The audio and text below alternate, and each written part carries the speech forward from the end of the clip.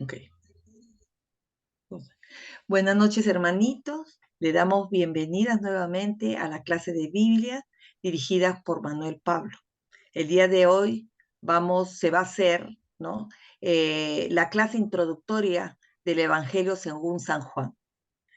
Antes de iniciar esta sesión, vamos a hacer la invocación al Espíritu Santo. Luisita, por favor, ¿puedes hacer la oración? En el nombre del Padre, del Hijo y del Espíritu Santo. Amén. Bendito sea, Señor, porque quisiste que tu palabra viva y eterna se conservara por escrito en los libros sagrados del pueblo de Israel y de la iglesia primitiva. Nosotros los veneramos con espíritu filial, reconociendo en ellos tu voz, que sale a nuestro encuentro a fin de revelarnos tus misterios más íntimos. Gracias a tu palabra, permanentemente actual y de inagotable riqueza, te conocemos a ti, el único Dios verdadero. Que el Espíritu nos enseñe a interpretar correctamente tu palabra y haga brotar de nuestro corazón el deseo de meditarla, abriendo nuestra alma para alabarte, darte gracias, implorarte y pedirte perdón. Amén. En el nombre del Padre, del Hijo y del Espíritu Santo. Amén. Gracias, Luisita. Ahora sí te doy el pase, Manuel. Bueno, hermanos, gracias, Pati. Hermanos, muy buenas noches. Vamos a dar inicio a nuestra primera reunión, la reunión introductoria al Evangelio según Juan, que como pusimos en la carátula, en la portada, le llamamos no Evangelio, sino buena noticia, pero como saben ya usted perfectamente, es lo mismo, ¿no?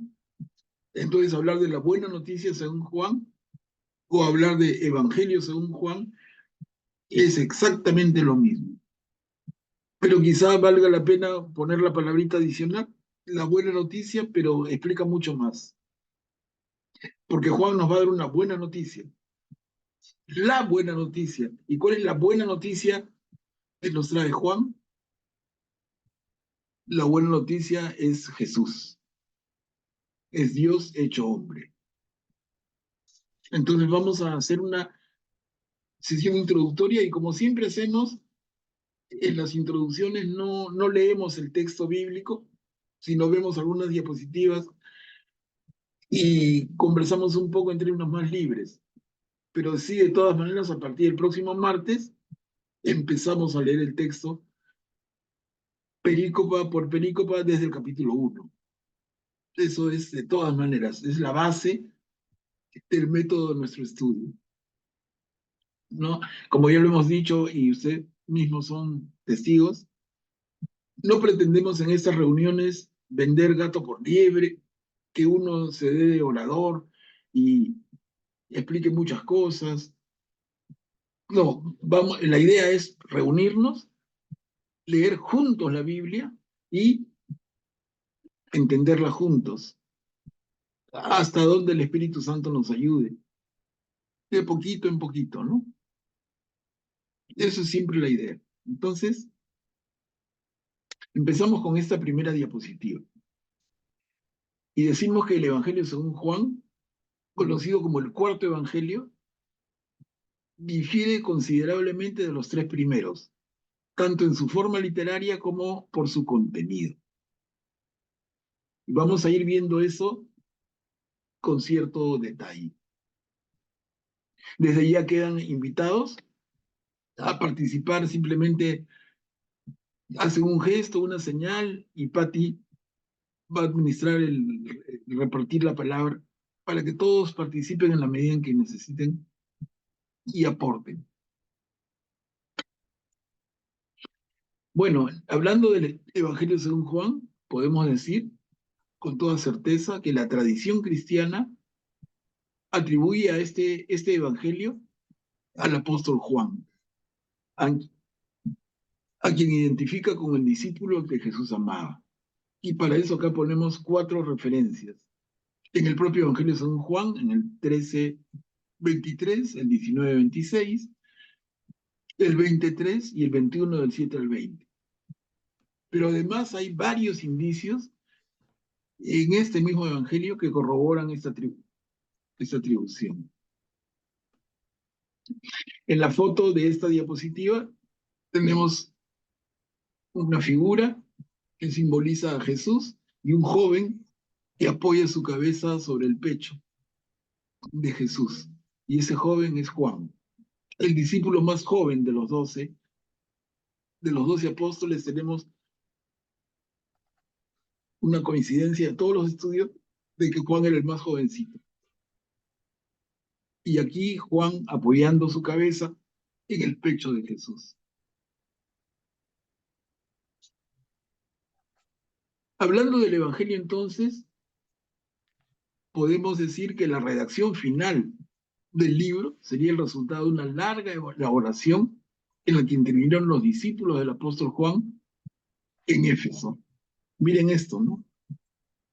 O sea, el Evangelio es un libro por sí mismo, uno de los 73 libros que componen nuestra Biblia católica.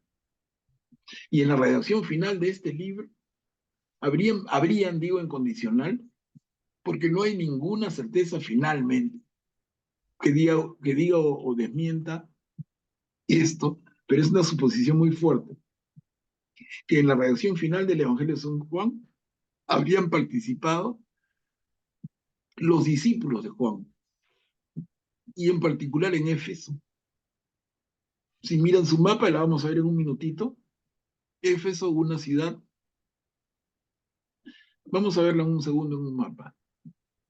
Ahí está. Miren, aquí está el mundo de la época y voy a buscar Éfeso, está aquí, donde estoy poniendo las flechas, no sé si las notan. Éfeso. Es en la costa de la provincia romana de Asia, así se llamaba esta tierra en aquella época. Hoy se llama Turquía, país maravilloso, ¿no? Éfeso. Acá vivía Juan con la Virgen María, a la quien Jesús le encarga, ¿no? Le dice, le encarga a Juan, a su madre, y Juan cumple fielmente el encargo y se va a vivir hasta Éfeso con la Virgen María. Y aquí forma una comunidad y serían los miembros discípulos de Juan en esta comunidad los que van a dar forma definitiva a lo que hoy tenemos como Evangelio según Juan. Miren, ¿qué está frente de esta costa de Éfeso? Nada menos que estas islas que son las famosísimas y recontra turísticas hoy, las islas griegas, imagínense. Y el país que está al frente es Grecia. Eso es Grecia, las islas griegas, el mar Egeo, Éfeso y todo lo que es Turquía. Si bajamos por la costa de Turquía, vamos a llegar acá, antes de que vuelta a la tierra, vamos a llegar a donde nació Pablo de Tarso, ¿no? La ciudad de Tarso. Eso queda acá abajo, miren, de Éfeso, acá abajo, antes de que doble y baje hacia el Líbano y lo que es ahora Israel. Entonces, para ubicarnos en el mapa. Decimos que esta obra fue concluida entonces hacia el año 100. En eso tampoco hay una certeza absoluta y hay quienes dan otras fechas y es probable también. ¿A quién se dirige ese trabajo? Fundamentalmente a las comunidades cristianas en la provincia romana de Asia. Obviamente es para todos, pero Juan y su comunidad tienen como destinatarios a los seguidores de Jesús en esta zona del mundo. Pati, creo que hay una manito levantada. Sí, sí, por favor, no, pero está entrando Marta, ¿no? Pero parece que está un poco... Marta, Ah, ¿no ha levantado? no, sí ha levantado la mano, pero lo que pasa de que... A ver, Marta,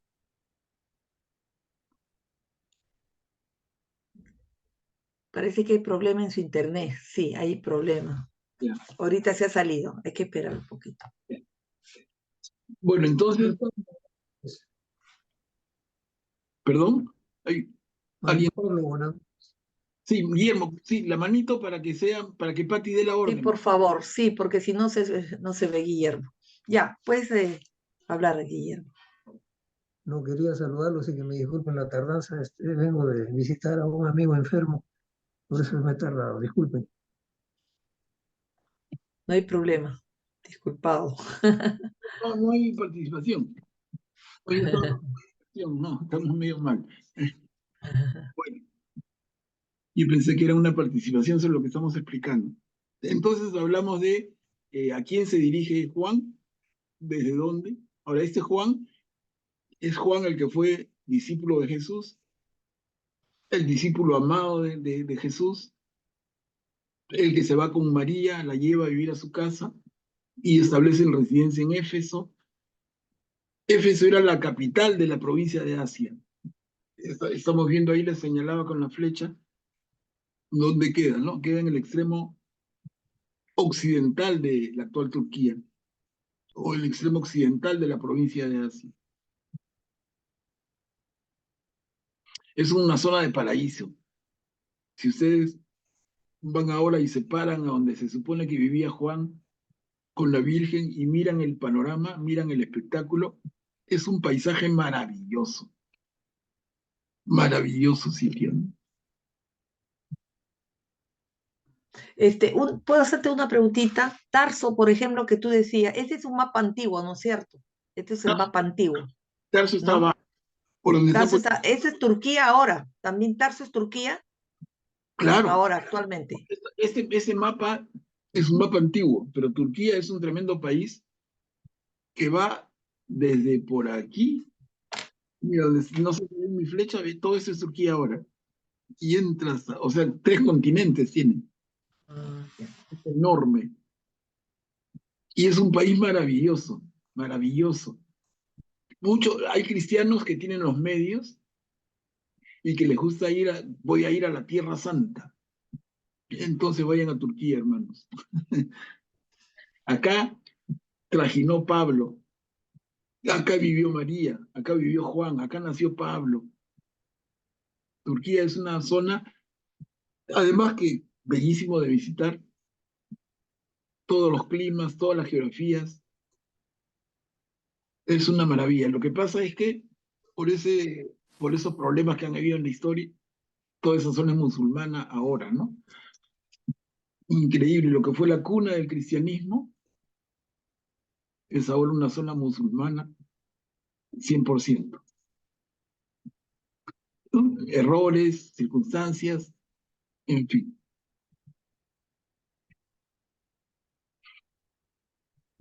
Acá una diapositiva más. Miren, el Evangelio según Juan gira en torno a un tema fundamental. Jesús es el enviado de Dios. Es su palabra por excelencia, que vino a este mundo para hacernos conocer. Y la figurita que hemos buscado, un poco, ¿no? Como que Jesús abre la puerta de su corazón y muestra al Padre. El mundo mira al Padre en el corazón de Jesús. Simplemente son figuras, gráficos. Y en el hombro de Jesús, en la figura, es el Espíritu Santo. Desde aquí empezamos a meternos en problemas, hermanos. Porque esto que parece tan bonito y tan de cuento es una dificultad teológica profunda.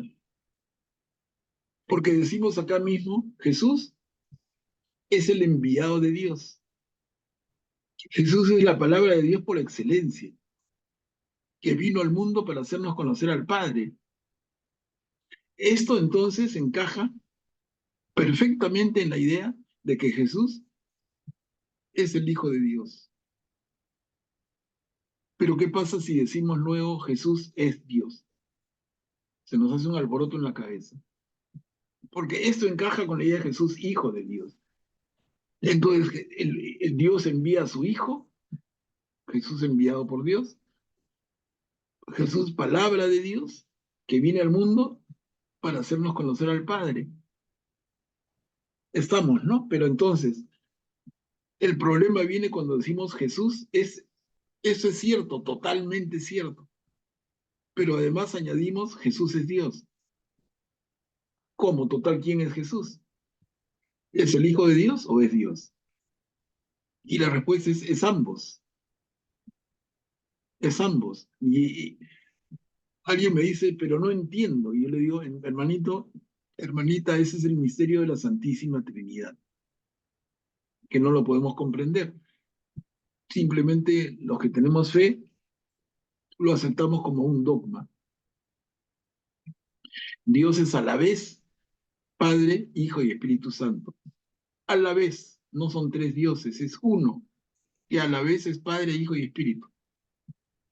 Entonces, Jesús es el Hijo, pero el Hijo que es Hijo de Dios es Dios a la vez.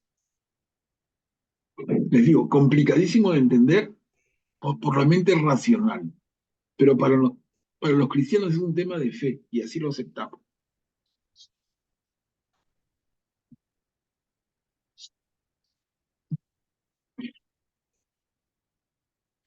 En este evangelio, hermanos, Jesús no habla por sí mismo, sino que da testimonio de la verdad que escuchó del Padre.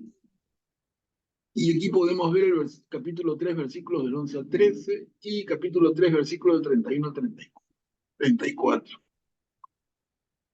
Jesús no habla por sí mismo, da testimonio de la verdad que escuchó al Padre. Toda la vida de Jesús es una revelación de la gloria que recibió de su mismo Padre antes de la creación del mundo. Y eso lo vemos puntualmente en Juan 17, del 1 al 5.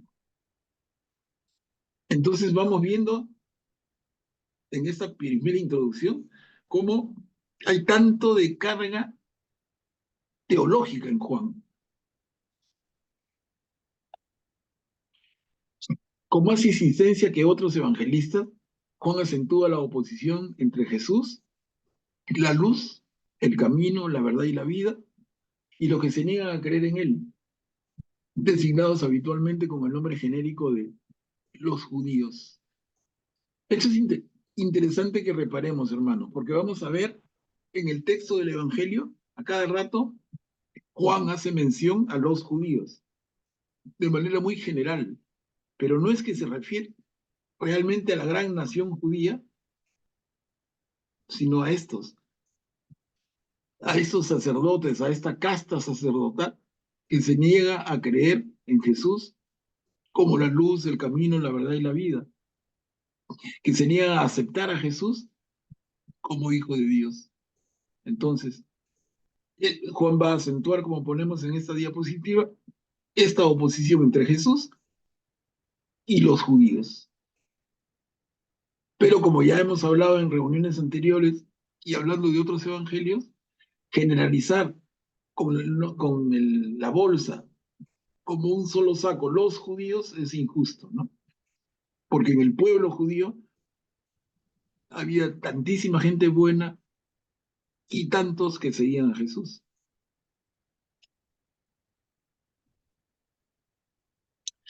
Vamos añadiendo ideas. Jesús no vino a juzgar el mundo, sino a salvarlo. Y eso es importantísimo. Jesús no vino a juzgar, vino a salvar. No vino a juzgarnos, vino a salvarnos. Pero el simple hecho de manifestarse a los hombres lo hace y lo pone como una alternativa. La de permanecer en las propias tinieblas o creer en la luz. Y esto va a ser muy claro otra vez también en Juan. No hay términos medios, no hay medias tintas. O creemos en Jesús o permanecemos en la oscuridad. Y aquí tiene esto tanto que ver con eso que hemos dialogado en varios momentos en nuestras reuniones anteriores, sobre todo cuando veíamos a Mateo y en Lucas, cuando hablábamos de ese pecado que el Señor no perdona. Justamente es no creer en Él. El único pecado que el Señor no perdona, porque todo lo perdona, todo. Las ofensas, hablar mal de Él, todo todo lo perdona, salvo un pecado, dice. Y el pecado que no perdona es aquel del que se cierra a Jesús, del que le cierra la puerta a Jesús y lo deja fuera. Y eso está dicho de otra manera aquí, en Juan, ¿no? El que prefiere permanecer en sus propias tinieblas antes que aceptar la luz. Estamos, ¿no, hermanos? El que no cree en Jesús ya está condenado, mientras que el que cree en Jesús ya ha pasado de la muerte a la vida y tiene vida eterna. Y así de radical. El que no cree en Jesús, el que rechaza la oferta de salvación de Jesús, ya está condenado.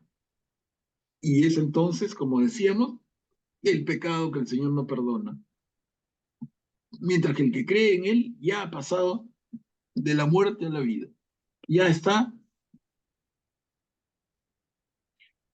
en la vida eterna. Y la imagen hermosa de cada uno de nosotros en el momento del paso de esta vida a la vida eterna y Jesús recibiéndolo.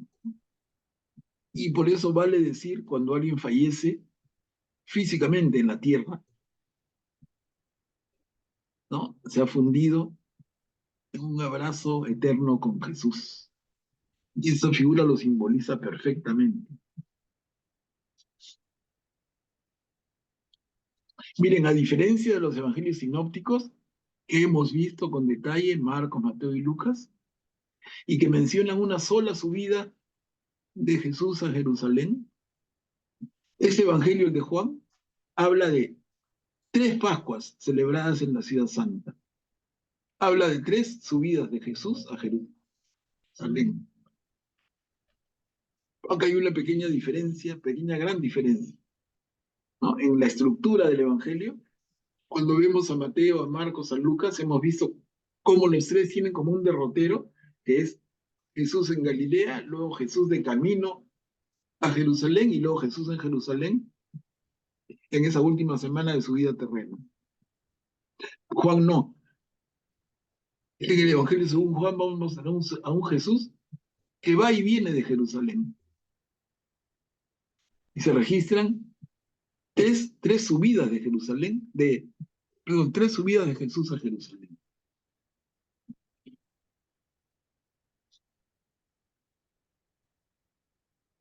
Bueno, otro detalle que vamos a notar cuando leamos es que es que Juan relaciona mucho su texto del Evangelio con la celebración de las fiestas judías.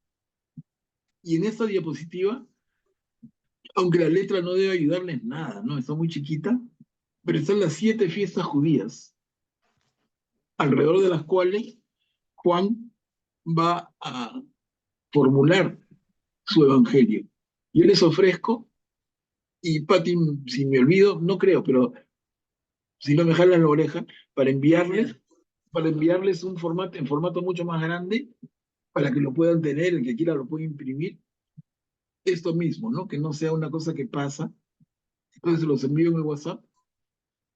Eso lo pueden agrandar y si lo imprimen en una página A4, más que suficiente. Pero están las 7 fiestas judías en el año calendario. Y vamos a ver cómo esto se relaciona tanto con los tiempos en el Evangelio según Juan. Y tampoco es casualidad.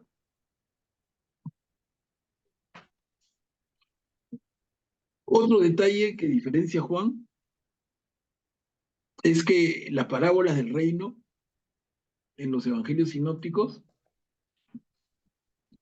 se usan de una manera diferente. Juan las emplea como comparaciones, como alegorías, breves pero llenas de significado. Por ejemplo, la vid y los sarmientos, el buen pastor, y lo vamos a poder ver. Aquí también decimos que a diferencia de los 3 evangelios sinópticos, Juan, en su evangelio, no se refiere a milagros de Jesús, sino a signos. Y es un detalle importante. Miren, les doy un poquito el alcance. ¿Qué cosa es un signo para Juan? Es una señal de la divinidad. Es una guía, es una muestra de la divinidad de Jesús. Entonces no son milagros, que ya de por sí es bastante, sino son signos que nos apuntan a la divinidad. Y miren ese texto, es tomado de Juan capítulo 5. Si alguien me puede ayudar a leerlo, Pati. A ver, por favor, ¿quién quiere leerlo?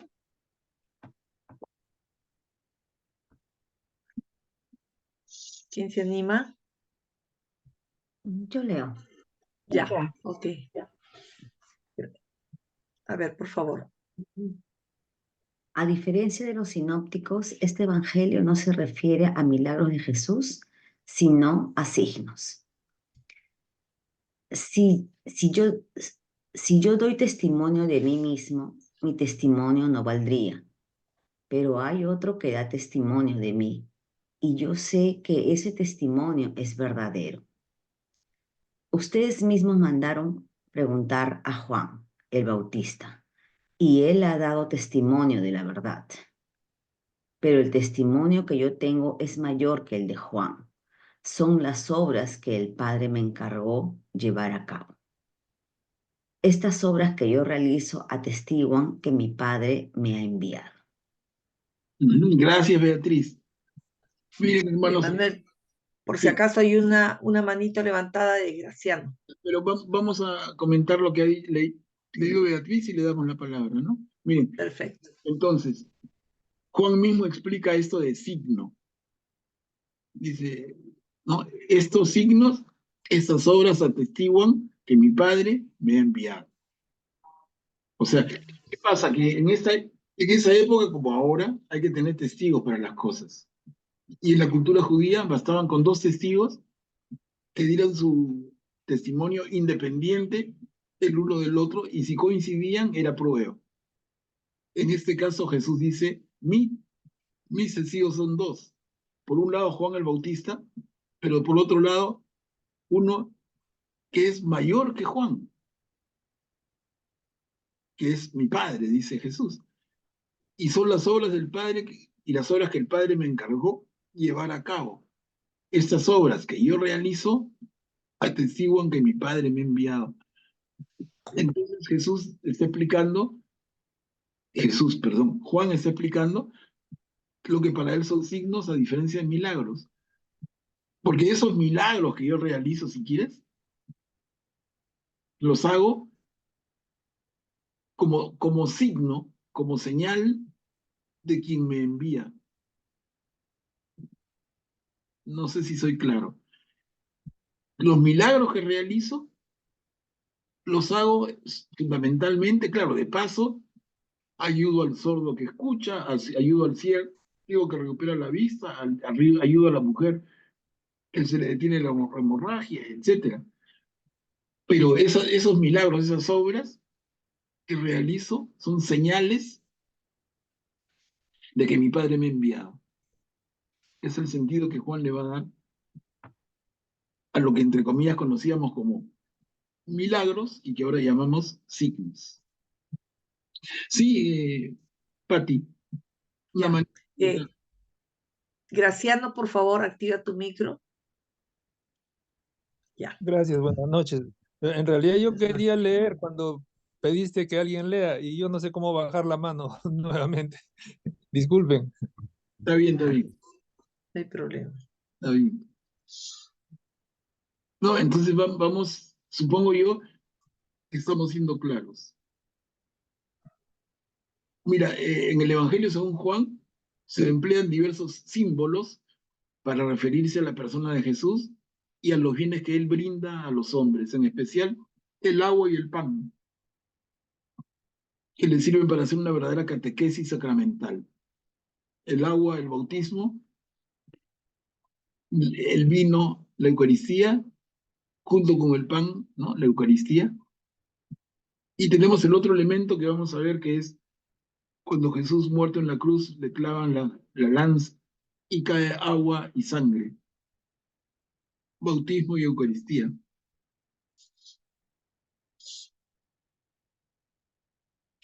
Decimos que este evangelio vuelve constantemente sobre los mismos temas, desarrollándolos y profundizándolos una y otra vez. O sea, no es que sea una serie interminable de temas, sino que realmente Juan les va dando vuelta y regresa, pero con la intención de que se aclare y que se profundice. Y en cada uno de los temas que va presentando está contenido todo el misterio de Cristo. Pero más que los hechos de su vida, lo que le interesa a Juan y quiere poner de relieve es el significado que ellos encierran y que solo la fe puede descubrir.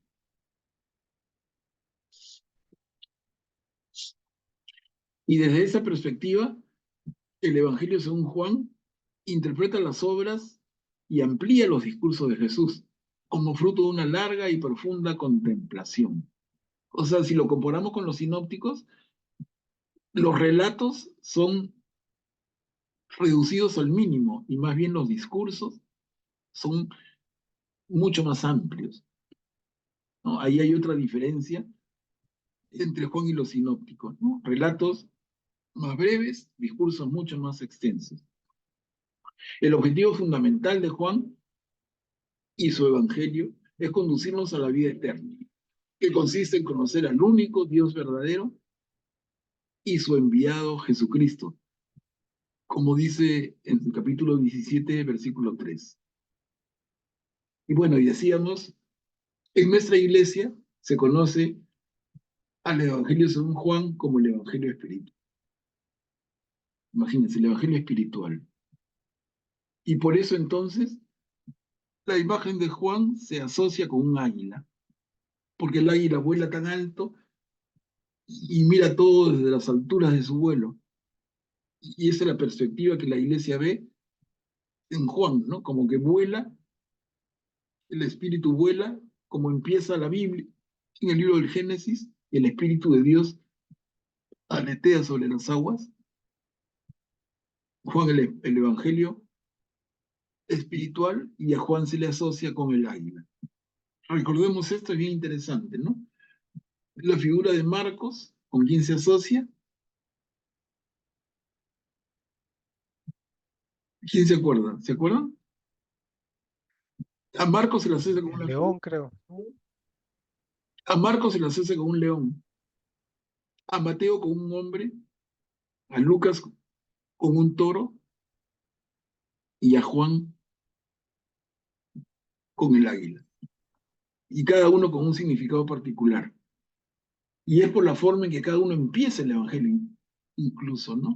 Porque Marcos empieza su evangelio en el desierto. Y en el desierto estaban, se supone en aquella época, hoy no hay desiertos en el león de Israel, perdón, hoy no hay leones en el desierto de Israel, pero se supone que en aquella época lo sabían. Entonces, Marcos empieza en el desierto, y el león. Mateo empieza con la genealogía, el hombre. Lucas empieza con el templo y el sacrificio con Zacarías, ¿no? Que le anuncia la venida de Juan el Bautista, un hombre viejo y su mujer estéril, el toro, el animal de sacrificio, y Juan, el evangelio espiritual, el águila, ¿no? Esto es muy antiguo en la iglesia. Por eso vemos los 4 evangelistas, cada uno asociado a una figura determinada. Bueno, y vamos terminando esta pequeña introducción para dar espacio a su participación, que es lo más valioso siempre. Miren, de repente Graciano puede ayudarnos a leer el propósito del Evangelio según Juan. Miren, antes que lo lea Graciano, quiero advertirles, estén bien atentos, bien alertas. El propósito del evangelista no está al comienzo. En Lucas está al comienzo. excelentísimo Teófilo, te escribo esto de una manera ordenada para que tú creas en todo lo que se te ha enseñado. En Marcos está clarísimo, empieza diciendo, comienzo del Evangelio, de la buena noticia de Jesús, el Mesías, el Hijo de Dios. Pero en Juan, el propósito del evangelista está casi al final del Evangelio. Pequeño detalle. Y si nos puede leer, Graciano, porfa. Sí, claro, Manuel Pablo, gracias. Jesús realizó además muchos otros signos en presencia de sus discípulos, que no se encuentran relatados en este libro. Estos han sido escritos para que ustedes crean que Jesús es el Mesías, el Hijo de Dios, y creyendo tengan vida en su nombre. Gracias, Graciano. Miren, qué interesante estos... a ver, Jesús realizó muchos otros signos, además de los que se relatan en este libro, ¿no? Realizó muchos otros signos y todo ha sido escrito para que ustedes, nosotros, creamos que Jesús es el Mesías, el Hijo de Dios, y creyendo tengamos vida en su nombre. Entonces aquí es como que Juan mismo me hackea, en el sentido de que yo digo, es que Juan nos dice Jesús es Dios. Y tú me dices, mira cómo termina. Juan nos dice Jesús es el Mesías. Juan nos dice Jesús es el Hijo de Dios. Pero ¿dónde está que Jesús es Dios?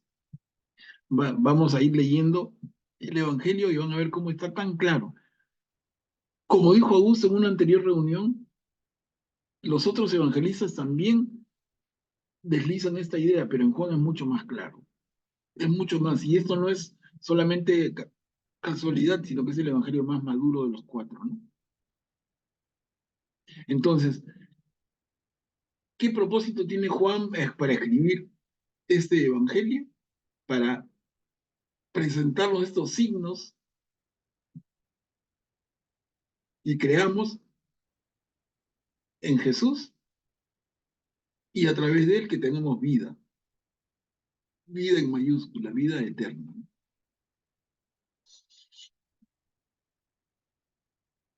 Bueno, cerrando esta pequeña introducción, un comentario de Orígenes. Miren, al pie de la página vemos quién es Orígenes. Es un tremendo cristiano, murió en el año 254. Y anotamos, es un padre de la Iglesia Oriental, destacado por su erudición. Es considerado junto con San Agustín y Santo Tomás los pilares de la teología cristiana. Y quizá hoy podríamos sumarle a Joseph Ratzinger, nuestro Papa Benedicto XVI, de ese vuelo y de esa talla como teólogo, ¿no? Pero miren, Orígenes, San Agustín, Santo Tomás. Miren el nivel en que la Iglesia lo pone. ¿Y qué nos dice Orígenes? Si alguien puede leer, por favor, esta frase, este comentario de Orígenes en relación al Evangelio según Juan. A ver, hermanito, ¿quién puede leerlo?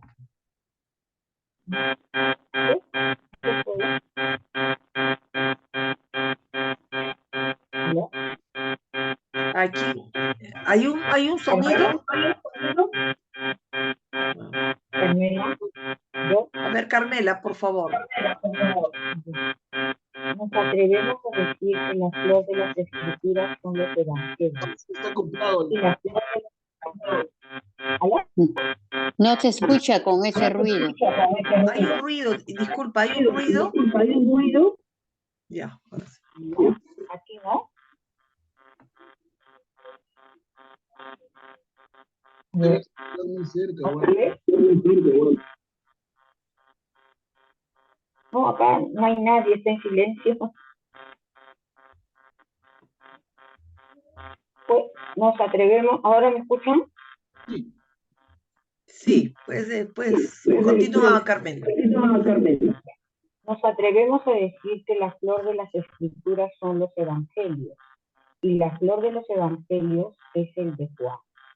Pero nadie sabrá comprender su sentido si no ha reposado en el pecho de Jesús y recibido a María como madre. Gracias, Carmela. Miren, hermano, lo que ha leído Carmela, un poquito en la dificultad, que había un acople por algún motivo extraño. Pero miren, este gran teólogo cristiano, tan respetado en la iglesia de todos los tiempos, Orígenes, y tiene nada menos que este comentario. Nos atrevemos a decir que la flor de las escrituras son los evangelios. Y la flor de los evangelios es el de Juan. Pero nadie sabrá comprender su sentido si no ha reposado en el pecho de Jesús y recibido a María como madre. Y yo les pregunto, hermanos, miren detrás de estas bellísimas palabras, ¿quién reposó su cabeza en el pecho de Jesús? El apóstol Juan. ¿Quién recibió a María como madre? Y encargado por el propio Jesús, el apóstol Juan. Miren qué lindas palabras de Orígenes, ¿no? La flor de las escrituras, la flor de la Biblia son los evangelios. Y la flor de los evangelios es el de Juan. Entonces, ¿qué tanto hay en Juan que merezca esta consideración? Yo creo que debe despertarse una curiosidad doble y triple en cada uno de nosotros. ¿Qué hay de tan especial en el Evangelio según Juan que haga que merezcan estas palabras de nada menos que ese gran personaje que fue Orígenes?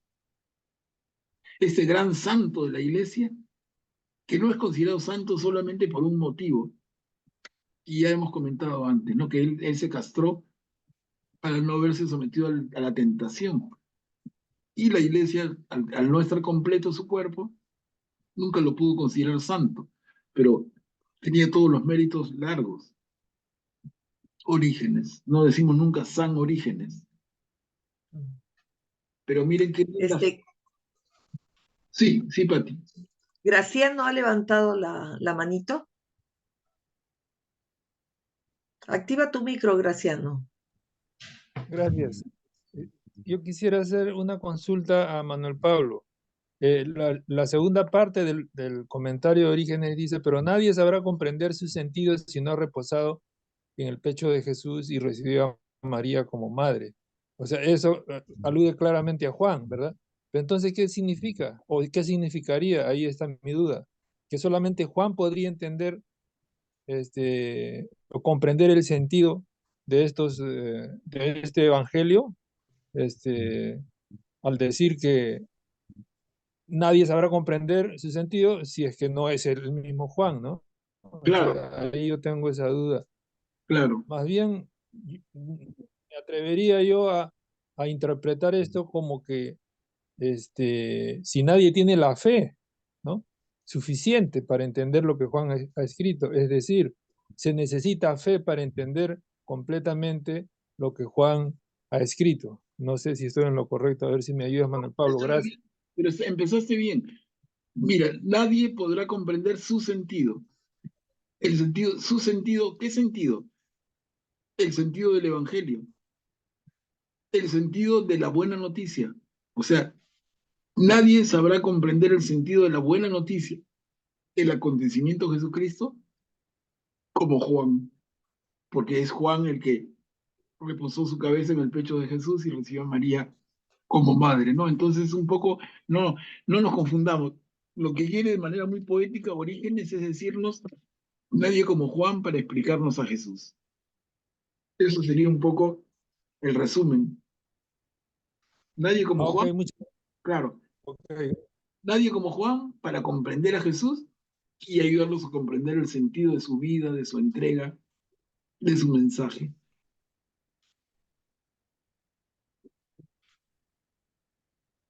Bueno, y entonces, hermanos, con eso sí, abrimos un espacio de reflexión y tenemos una linda media hora, porque como introducción no quería atiborrarlos, ¿no? Hemos hecho una presentación un poco global y se aceptan todas sus participaciones bienvenidas. Habrán algunas que podremos contestar a estas alturas, otras quedarán como temas para ir examinando juntos en la medida en que vayamos avanzando con la lectura.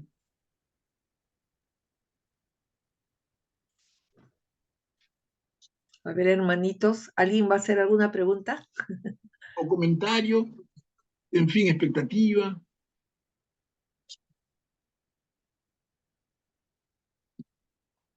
Graciano está levantando nuevamente la manito. Graciano, activa tu micro. Ya. Gracias. A mí me interesa bastante, me parece muy importante, muy interesante el hecho de que este sea el último de los evangelios, de los 4 evangelios, ¿verdad? Se calcula que se escribió alrededor del año 100. Querría decir de que este evangelio utilizó también como base a los anteriores, que ya para este tiempo ya estuvieron escritos, ¿no? Y como dijo Manuel Pablo en una de las diapositivas, es una recopilación, es un texto que se escribió en colaboración con los discípulos de Juan. Y yo sospecho que mientras más personas intervengan en la elaboración de un texto, este texto se apega más a la realidad y va a contener lo que los otros anteriores evangelios ya habían anunciado, ya habían escrito, ya se había publicado, diríamos en términos actuales, ¿no? No sé si estoy en lo correcto, gracias. Sí, sí. Por un lado has hecho un excelente resumen de lo dicho y por otro lado sí. Miren, ¿por qué es que muchos estudiosos atribuyen aquí que hayan otras manos y no solamente las del propio Juan? Por el tiempo, ¿no? Si esto se escribe por el año 100, imagínense cuántos años tenía Juan. Si Jesús muere en la cruz en el año 30 y Juan, joven, el más joven de todos, pero muy joven, por muy joven que fuera, han pasado 70 años de la pasión de Jesús. 70 años, que tuviera 15, por decir poco, son 85 años. Y parece ser, según los estudiosos, en su mayoría, digo, no es posición de todos, pero muchos estudiosos dicen, el vigor que muestra la redacción de este evangelio no es propio de un hombre de 85 ni 90 años. Es un hombre más joven. Por ahí hay digamos, un indicio que toman, y así varios, ¿no? Manuel Pablo, una pregunta también. Sí. Con los evangelios de Juan. El Apocalipsis también se dice que lo escribió Juan. También es la comunidad que comenzó, digamos, que ayudó a redactar eso. Ahí ¿Puedes también, explicarnos? ahí, Pati, hay varias posiciones también, pero la posición mayoritaria es que el autor del Apocalipsis es Juan, pero es otro Juan. Ah, ya. No es el mismo Juan. O sea, hay un Juan que es el apóstol, que es el discípulo amado, el que recibe a María como madre, y él habría escrito el Evangelio y las 3 cartas. Ya. Pero el libro de Apocalipsis sería otro Juan. Y yo había escuchado en la isla de Patmos, creo. Claro, eso lo escribe el mismo Juan, el autor del libro de Apocalipsis dice, yo, Juan, ¿no? En la isla estaba cautivo. Sí. Patmos está preso, ¿no? Entonces, se piensa, pero les digo, no son opiniones unánimes, no hay evidencia para nada de ninguna de estas cosas. Pero la mayoría piensa que Juan del Apocalipsis es uno diferente, que Juan, el autor del Evangelio, es el mismo del de las 3 cartas, ¿no? Y que Juan finalmente no escribió solo, sino con sus discípulos, ¿no? Con su pequeña comunidad de empeñosos estudiantes y apasionados de Jesús también, ¿no? Estaban pues en toda su idea, en toda su enseñanza, en toda su fe. Hay Graciano, sigue levantado tu manito. ¿Quieres Oiga, hacer creo otra pregunta? Sí, gracias. He vuelto a levantar la mano. Sí. Y quiero consultarle a Manuel Pablo si el hecho de haber vivido con la Virgen María, supongo que ha tenido un efecto en la redacción del Evangelio, ¿no? Sabemos que Lucas, o se sabe, por ejemplo, que Lucas investigó para escribir su Evangelio y una de sus fuentes de información fue la misma Virgen, es lo que tengo entendido. La Virgen le transmitió información, obviamente, de primera mano, ¿no? Y en este caso, yo supongo que también a Juan le sirvió como fuente de información la misma Virgen María, ¿no? seguramente sí. Claro, es una suposición muy basada en la realidad. Si vivió con ella, tiene que haber compartido tantos y tantos y tantos diálogos maravillosos con esta santa mujer, ¿no? Entonces, lo que pasa es que su intención es otra. Y por eso que no habla ni de María, casi nada, ni de cosas como Juan, como Lucas, perdón, como tú recuerdas, ¿no? La intención de cada evangelista es diferente. Ninguno de los cuatro es un libro de historia de Jesús. Ninguno, ¿no? Cada uno tiene un propósito. Y eso hace que sea tan rico juntar los cuatro, leer los cuatro, alimentarnos de los cuatro. Pero que María haya influido en Juan, definitivamente, ¿no? Imagínense qué compañía tan maravillosa para un ser humano que tener a la Virgen María durante tantos años.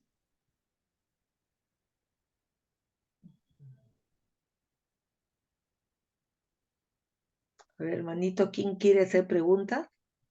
Porque acá esta noche tenemos que aprender más. Cuando más preguntas haya, más vamos a aprender.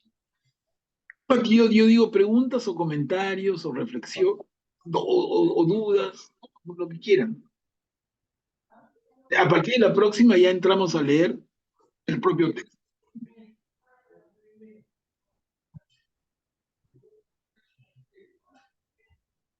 Por ejemplo, Manuel, a mí me admira también, no sé en qué relato está, donde cuando le avisan que ya no estaba, ¿no? Que Jesús, digamos, había resucitado, ¿no? Viene corriendo Pedro con Juan, ¿no? Pero Juan llega primero, pero espera, él no entra, y es Pedro el que entra, ¿no es cierto? Eso, Ese, eso esa, lo vamos ese a leer. detalle de Juan me admira a mí siempre, ¿no? Eso lo vamos a leer en este Evangelio según Juan, sí. María Magdalena les avisa que Jesús no está en la tumba. Y ellos salen corriendo los dos, como tú dices. Juan llega primero, pero se queda en la puerta. Y Pedro, que venía segundo, entra primero. Es un tremendo detalle. Un detalle que podemos leer fácilmente, ¿no? Como en señal de respeto Sí, como respeto. a Pedro, y es Pedro quien entra primero, ¿no? Pero entonces en la interpretación dice, ¿y por qué Juan corrió más rápido? Alguien diría porque es más joven. Pero también muchos exégetas dicen, corrió más rápido porque lo amaba más. Ya vienen todas las cosas lindas que puedan imaginarse, ¿no? ¿Ha levantado la mano Cuchi? Cuchi, ¿puedes activar tu micro, por favor? Sí, gracias. Quería saber en qué lenguaje está escrito el Evangelio de Juan. Em, Se dice, no lo sé, estaba leyendo algo que está escrito en un griego antiguo, pero él era el discípulo amado. él era judío, igual que los otros apóstoles, o perdón, evangelistas también, que Mateo, Marcos, a excepción de San Lucas, que escribe también en griego. ¿Qué, qué de cierto hay en esto? Por favor. Sí, Gracias. gracias, Cuchi. Juan escribe en griego, pero también los otros escriben en griego. O sea, todos escriben en griego. Digo todos los autores del Nuevo Testamento. Todos los libros del Nuevo Testamento, que incluyen los 4 evangelios, el libro de Hechos de los Apóstoles, las cartas de Pablo, las cartas apostólicas, el libro de Apocalipsis, todo está escrito en griego, nada en arameo o hebreo, ¿no? A pesar de que los apóstoles eran seguidores de Jesús y en dos de ellos son apóstoles y otros dos, Marcos no lo es, pero es de origen de Israel también. Lucas no, como tú dices, Cuchi. Pero todos escriben en griego. El griego era el idioma imperante de la época. Era como si fuera el inglés hoy día. Entonces, si tú quieres que tu texto se conozca, lo escribías en el idioma que el mundo leía, y no solamente que una pequeña comunidad en la tierra de Israel, ¿no? Más todavía con las fricciones que ya hay entre la mayoría dominante judía y el grupo seguidor de Jesús. Se toman la decisión todos ellos, ¿no?, de escribir en griego. Ahora, no todos dominan el griego. El que más dificultad tiene, según los entendidos, yo no sé griego, pero según los entendidos, el Evangelio según Marcos es el que demuestra más dificultades. Marcos es el más limitado en el uso del idioma, en el vocabulario, en las formas literarias. Y Lucas es el más fino, el más acabado. Pablo escribe en griego también, todas sus cartas.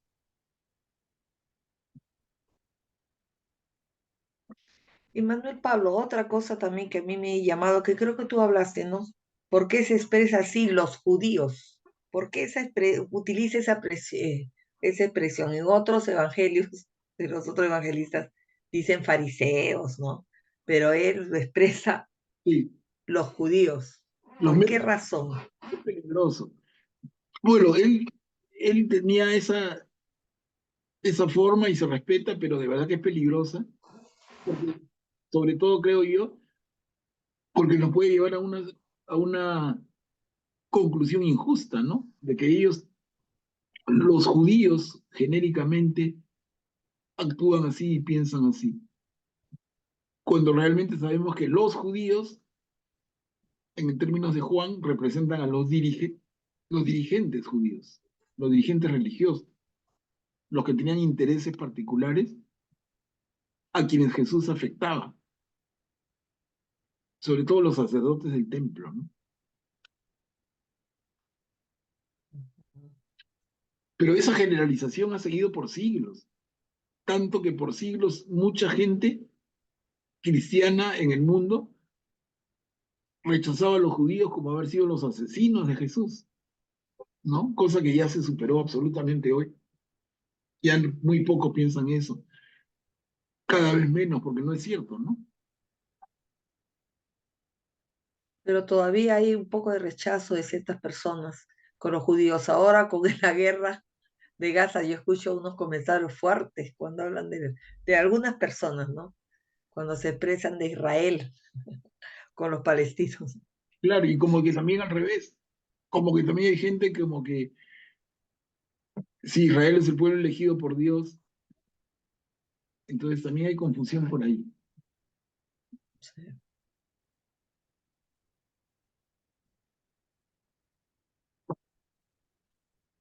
No sé, alguien más. Cualquier duda, inquietud, comentario, todo es bienvenido, ¿no? Y esa decisión que dice de los evangelistas de escribirlo en griego fue para que se extienda más, para que como era un lenguaje que, así como el inglés que tú comentabas, ¿no? Claro, pero mira, ¿No? buen punto, mira, podemos profundizar. ¿Qué cosa es lo primero que se escribe del Nuevo Testamento? Uno diría alguno de los evangelios, pero no es cierto. Miren, Pablo, el Sí, apóstol Pablo. Pablo tiene 7 cartas, de las cuales no hay discusión que sean de él. 7 cartas. Esas 7 cartas, las 7 son anteriores a cualquiera de los evangelios. ¿Y a quién le dirige Pablo esas cartas? A comunidades de Asia Menor, de la actual Turquía, donde no se hablaba hebreo, no se hablaba arameo. Entonces, ¿se dan cuenta de la necesidad de usar el idioma universal? Porque me dirijo a la iglesia universal. Si yo me dirijo a una persona de Éfeso, pues de la carta de Pablo a los Gálatas, a los Corintios, cada uno es un pueblo, ¿no? Corinto, Galacia, Éfeso, eh, y así Roma. Si a cada uno me dirijo y hago mi carta en hebreo, ¿quién me entiende? Pero en cambio lo hacen en griego y era como que estaba en inglés, era para todos, ¿no? Le da ese sentido de universalidad, de alcance universal a sus escritos. Y luego Marcos escribe, miren, Marcos es fiel colaborador de Pedro en Roma, y Pedro en Roma predicaba en griego. En Roma no iba a hablar hebreo.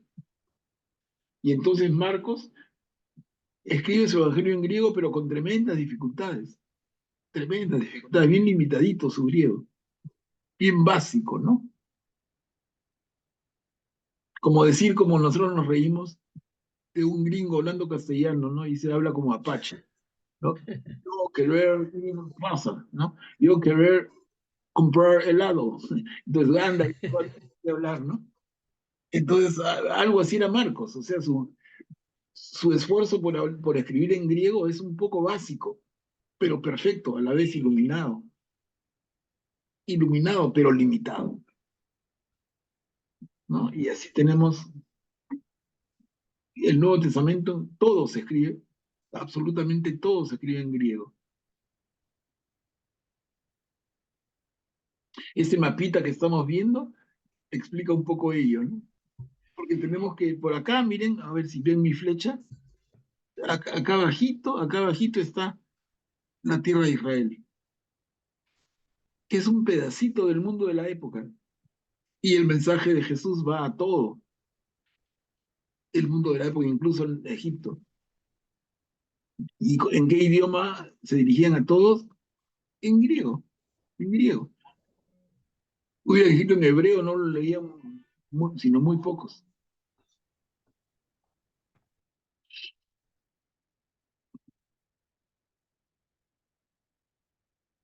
Ahora, hablando de mapas, hermanos, por favor, algunos pueden ser más curiosos, miren. Yo les paso con todo cariño las cosas que puedo, pero si ustedes tienen un poquito de curiosidad y en su buscador de internet ponen eh, el mundo de los primeros cristianos, el mundo de Pablo, el mundo en tiempo de la Biblia, en fin, encuentran infinidad de mapas que pueden agrandar, porque pueden explotar, ¿no? Entonces yo les presento algunas cositas, simplemente, pero eso está en internet y la pueden ver en el tamaño que quieran, hasta en el tamaño de la pantalla y la televisión. Si tienen un televisor de 60 pulgadas, imagínense, el mapa ya va a parecer que se cae de grande que es, ¿no? Se puede ver lo que quieran. Pero búsquenlo, busquen sus mapas, vuélvanse curiosos con el internet.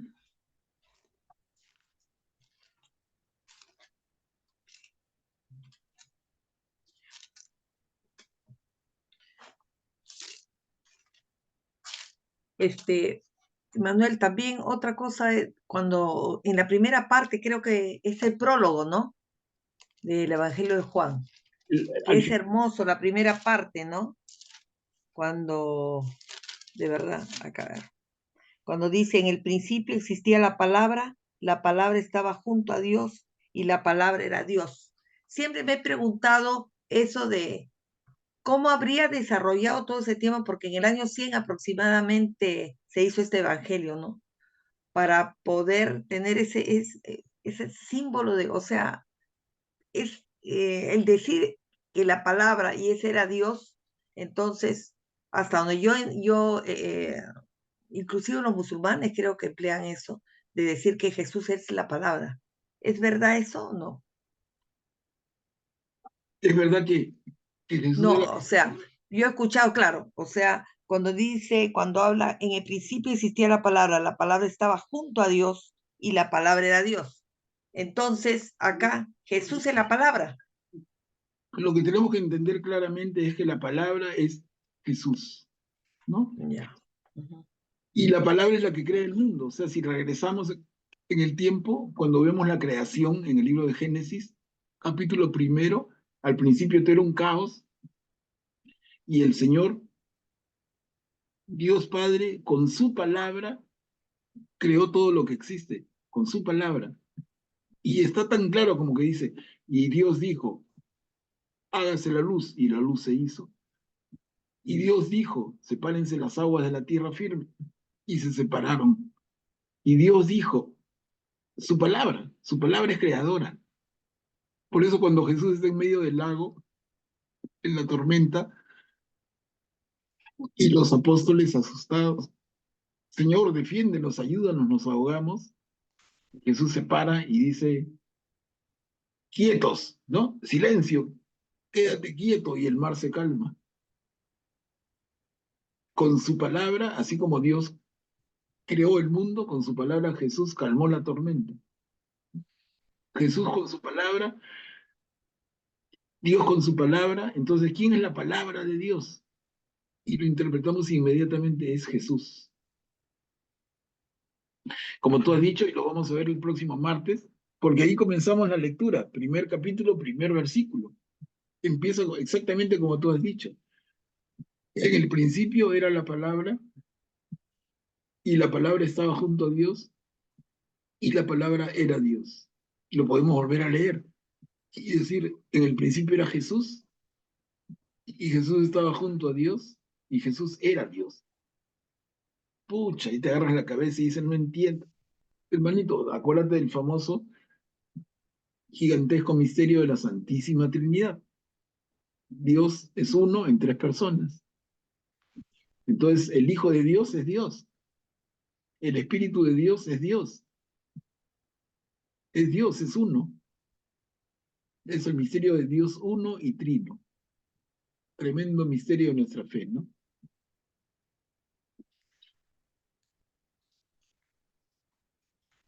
Manuel, ¿qué te parece retiras la diapositiva y nos miramos todos para que no sea un monólogo, para que todos participemos? Ahí hay una manito levantada de Guillermo. Sí, gracias, Pati. Manuel Pablo, esto que dices de la palabra está expresado como dogma de fe en el credo niceno-constantinopolitano, cuando dice al comienzo, creo un solo Señor Jesucristo, Hijo único de Dios, nacido del Padre antes de todos los siglos. O sea, la palabra existía desde el comienzo y también está en el Génesis tal como lo has reseñado, pero la iglesia en este concilio de Nicea y Constantinopla lo estableció como dogma de fe. Por eso se dice textualmente en este credo de esa forma textual. Es correcto, sí, Guillermo. Es correcto. Recordemos que en los concilios de Nicea y Constantinopla son dos diferentes, se producen en el siglo IV. de nuestra era. Entonces, miren cuánto toma a que la iglesia va madurando esos conceptos, ¿no? No fue de un día para otro, fue un duro esfuerzo cerebral. Un montón de cerebros terminaron con Surmenage, seguramente, ¿no? Pensando y pensando. Y entonces, a través de sendos concilios, la iglesia ha ido definiendo las verdades de fe que hoy tenemos condensadas en el catecismo. Un maravilloso documento. Pero siempre el misterio de los misterios es el misterio de Dios, definitivamente, ¿no? Entonces, pretender explicarlo nosotros, yo sería el más tonto de los tontos si pretendiera decirles, hermanos, miren, entiendan, Jesús es Dios y les voy a explicar. ¿Qué les explico? Que yo revelé el misterio insondable, ¿no? Entonces es un dogma de fe, pero no lo perdamos de vista, ¿no? Hay una manito levantada de Graciano. Graciano, activa tu micro. Ya. Gracias. Hermano Pablo, yo tuve la oportunidad de escuchar a algunos de los hermanos separados que hacían algunas críticas a la Iglesia Católica porque decían que habían dogmas, por ejemplo, ¿no? Que no estaban escritos en las Escrituras, ni en el Antiguo ni en el Nuevo Testamento, y que ellos le llamaban de muy mala fe inventos, introducciones de la Iglesia Católica. Entonces tú acabas de hacer un comentario que a mí me parece muy importante y en lo particular a mí me va a ayudar cuando escuche esos comentarios de que la palabra o la escritura se va madurando, se va entendiendo en muchos años, ¿no? No es que no es que los cristianos nos vamos a quedar exclusivamente con lo que ya estuvo escrito en los libros de la Biblia, sino que paulatinamente, a través de muchos cerebros, como tú dices, que acabaron con Surmenage, se acaba de entender, y yo creo que ese proceso aún continúa. O sea, no es que lo que tenemos ahora es escrito sobre piedra, sino que en el futuro posiblemente hayan también nuevas comprensiones que sean integradas a la iglesia, ¿no? Estaré en lo cierto. Estemos absolutamente convencidos de eso, hermano. De todas maneras, en el nivel en que estamos de interpretación que va a ser mejorado, será mejorado. Siempre. En tu misma vida, tú mismo lees la Biblia una y otra vez y encuentras más cosas y entiendes más cosas y relacionas una cosa con otra. A propósito de eso, miren como ejemplo, yo les compartí en días pasados, creo que el lunes, si no me equivoco, les compartí un concepto del ayuno que encontré y recién entiendo, miren, en el profeta Isaías, nada menos. Isaías, tremendo profeta, el más importante de los profetas. Y tiene un acercamiento al tema del ayuno que me dejó helado, pero en el mejor sentido, me entusiasmó, me alegró, como que hubiera descubierto América, ¿no? Y decía, como les compartí Isaías en capítulo 58, ¿no? Cuando dice el ayuno que el Señor prefiere, dice el Señor, ¿no? O sea, Isaías habla en nombre de Dios, ¿no? Entonces, el ayuno que yo amo, dice el Señor, es que compartan su alimento con el hambriento, que compartan su techo, su vestido, que traten bien al hermano. Ese es el ayuno que yo quiero. Más que sacrificar su cuerpo, más que dejar de comer. O sea, yo lo leo y digo, miren cómo se alinea Isaías con el mensaje de Jesús cientos de años después. Yo no quiero tanto privaciones, sino compartir. Yo quiero verlos compartir. No quiero verlos privarse, quiero verlos compartir. Entonces se alinea también con el profeta Oseas cuando dice misericordia quiero, no sacrificios. Y eso lo dice Jesús también. O sea, maravilla. Pero les digo como ejemplo, porque yo estoy leyendo la Biblia todos los días, ¿no? Hace mucho tiempo. Pero y cuando vuelvo a leer y me dio por ahí, leyendo este capítulo 58 de Isaías, ¡wow! ¡Qué lindo! Y luego, en el capítulo 7 de Zacarías, miren el capítulo 7 de Zacarías y cómo habla de misericordia y amor. Y tú dices, caramba, lo vamos a ver en Juan, es el evangelio espiritual, lo más acabado de Jesús. Ámense como yo los he amado, ese amor misericordioso. Y lo leemos en Zacarías, capítulo 7. Y les digo, no estoy exagerando, y son hallazgos míos de estos días de la semana. Y lo pongo solamente como un ejemplo muy sencillo, muy simple, muy humilde de lo que dice Graciano. Nosotros mismos en nuestra propia experiencia de vida, si volvemos a la Biblia, encontramos más y más. Ahora, como proceso de humanidad, los estudiosos siguen encontrando, siguen interpretando, y esto no termina, no termina, falta muchísimo. Yo creo que mientras que exista vida sobre la tierra, estarán encontrando nuevas interpretaciones a nuestra fe. Y eso nos da entusiasmo porque hay que seguir estudiando. No es un tema ya cerrado, es un tema en constante labor. Manuel, Augusto ha levantado la mano. Augusto, activa tu micro. Sí, aunque claro, siempre bajo ciertos parámetros, ¿no? En el sentido de que como la iglesia es un tipo de sagrada escritura, sagrada tradición y magisterio, por ejemplo, lo que mencionaba Manuel Pablo al principio, la frase Orígenes, ¿no? Cómo guía Orígenes al entender de la iglesia ese acercamiento en imitación a Juan, que imitando a Jesús se acercaba pues al corazón de Jesús y asumía la maternidad de María, ¿no? Y eso es, por ejemplo, aquellos que interpretan la Biblia fuera de esas enseñanzas apostólicas, por ejemplo, hermanos separados, ¿no? A María no la consideran madre, ¿no? Un poco que la apartan, la descartan, ¿no? Pero esas son enseñanzas que vinieron desde los principios de la iglesia, ¿no?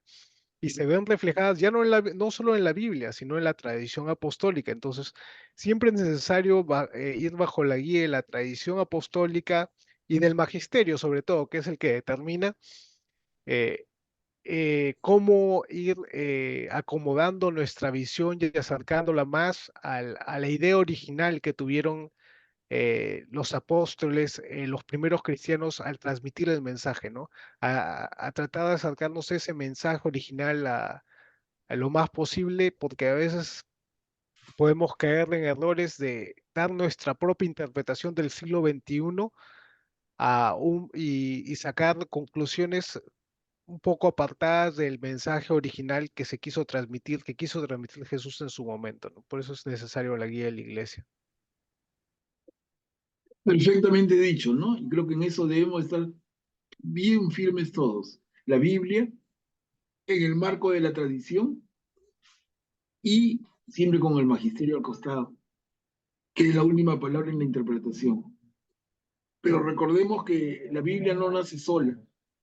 La Biblia nace como la bandeja que contiene la Biblia, que es como pensemos, preparamos un lindo potaje, pero el potaje tiene una fuente mucho más grande. Y la fuente que contiene el potaje es la tradición, que está antes de la Biblia y que está después de la Biblia. Y luego en la interpretación final, el magisterio. Esos tres son las tres patas que sostienen firme la mesa. Biblia, tradición y magisterio. Eso es perfecto y tenemos que tenerlo siempre clarito. Sobre eso hay bastante para profundizar y bastante para leer también. Y lo bueno también que la Iglesia Católica también hay los concilios, porque los concilios es justamente que se debaten esos temas, ¿no? Claro, ahí ¿Cuál fue el último concilio? ¿El Vaticano II se podría decir que ha sido el último, Manuel? definitivo. En 1968 terminó. Y ahí está el magisterio de la iglesia, pues se hace presente. Y luego también se sigue siendo presente ahora en esos documentitos amarillos, algunos verdecitos que salen como documentos pontificios, ¿no? Que el Vaticano promulga, edita y comparte con todos, ¿no? Entonces se van poniendo una serie de puntos sobre las IES en diferentes temas. Graciano ha levantado su manito. Graciano, activa tu micro, por favor. Gracias, Manuel Pablo. Yo tendría una consulta acerca de la tradición. Tú dijiste que Biblia, tradición y magisterio son las tres patas que sostienen la mesa de nuestra cristiandad. Lo que pasa es que en algunos lugares y en algunas personas no entenderían bien la palabra tradición, porque muchas veces tradición se relaciona con hechos simplemente transmitidos de manera oral o de manera escrita, pero no tienen evidencia, ¿no? Entonces, en el caso de la Iglesia Católica, ¿en qué consiste la tradición? Si podrías, por favor, darme alguna idea. Gracias. Sí, de una manera resumida y invitando a quien quiera a profundizarlo. Pero la tradición, mire, la tradición, cuando nosotros encontramos el texto escrito en cualquiera de los libros de la Biblia, antes que eso, Graciano, y para todos hubo una tradición oral, o sea, el acontecimiento se produce y se conserva oralmente. Y luego es puesto por escrito, ahí nomás ya está la tradición.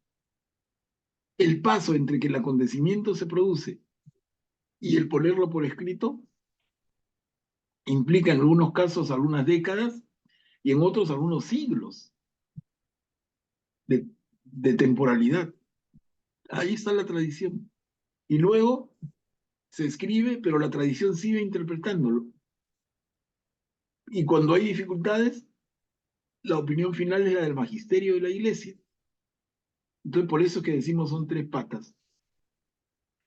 Biblia, la tradición que existe antes y continúa después la que se redacta la Biblia, y el magisterio siempre interpretando, siempre dándonos luz.